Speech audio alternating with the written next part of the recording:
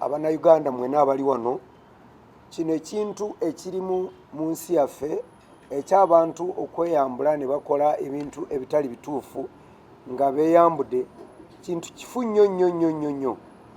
Twagala kukivumirira ng'abazadde, ng'abannaddiini, ng'abantu abali mu gavumenti. Bw'oba nga towasiza mu Uganda wano, tewali muntu yenna akkirizibwa okulaba engeri gi Katonda bwe yakutonda. In fact, n'obwokula ne taatawo ne maamawo baba tebakyakulaba. Like the recent which you have just asked of, police is working on it. All of us know who the icons are. And they know themselves. So, the file has already been opened. So police, if you want, you will get all the details from police.